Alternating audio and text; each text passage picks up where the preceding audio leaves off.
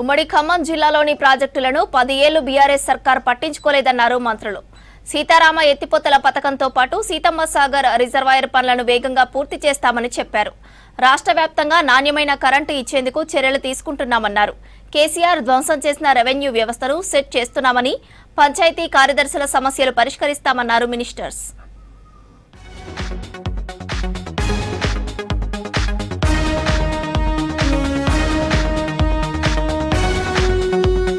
సీతారామ ప్రాజెక్టుతో ఉమ్మడి ఖమ్మం జిల్లాలో 7 లక్షల ఎకరాలకు నీళ్లు అందనున్నాయన్నారు మంత్రి ఉత్తమ్ కుమార్ రెడ్డి.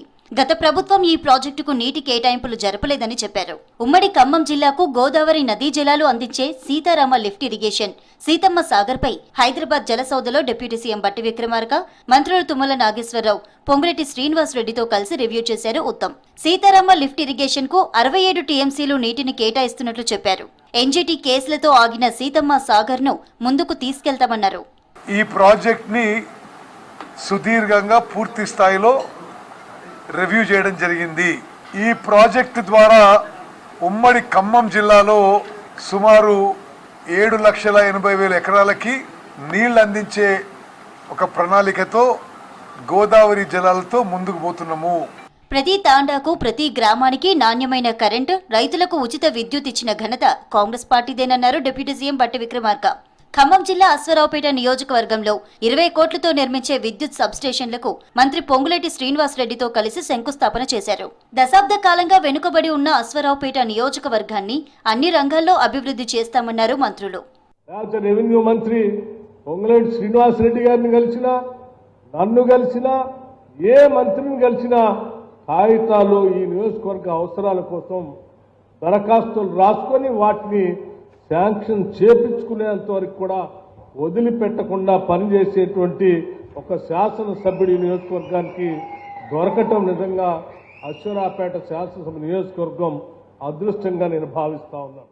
15-16 నెలల క్రితం ఎంత ప్రేమ అభిమానం మీ అందరికీ మన ప్రభుత్వం మీద రావాలని మీ దీవెనలతో వచ్చిందో, మన ప్రభుత్వం ఈ 15 నెలల్లోనే కాదు, రాబోయే 3.5 సంవత్సరాలు 4 సంవత్సరాలు కూడా అదే ప్రేమ అభిమానం ఉండే విధంగా మన ప్రభుత్వం పరిపాలిస్తుందని మనస్ఫూర్తిగా మీ అందరికీ తెలుపుతూ పంచాయతీ కార్యదర్శుల సమస్యలు పరిష్కరిస్తామన్నారు మంత్రులు సీతక్క, పొన్నం ప్రభాకర్. గత బీఆర్ఎస్ ప్రభుత్వం రెవెన్యూ వ్యవస్థలో ఎంత విధ్వంసం సృష్టించిందో అందరికీ తెలుసన్నారు.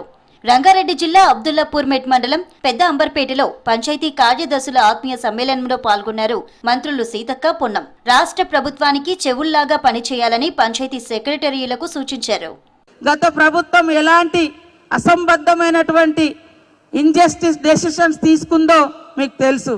కాబట్టి వాళ్ళని తొలగించడం, వాళ్ళు చేసేటువంటి పనులను కూడా మీ మీద జరగడంతో మీ మీద వాస్తవానికి పని ఒత్తిడి అనేది జరుగుతున్నమాట వాస్తవం. రెవెన్యూ ప్లాంటేషన్ ఇలా ప్రకృతిని కవర్ చేసుకోవాలని ఢిల్లీ చూస్తా ఉన్నాం. ఎవడు ఉండే పరిస్థితి లేదు, నాకేం సంబంధం లేదు. అది కూడా గ్రామ కార్యదర్శికి జాబ్ చాట్ల ఉండా నాకు సంబంధం లేదు.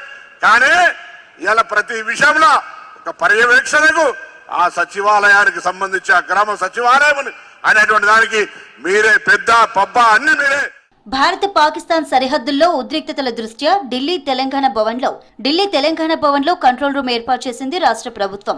సరిహద్దు రాష్ట్రాల్లో ఉంటున్న చిక్కుకున్న రాష్ట్ర విద్యార్థులు, ఇతర ప్రజలకు సమాచారం ఇచ్చేందుకు అవసరమైన సేవలు అందిస్తున్నామన్నారు అధికారులు.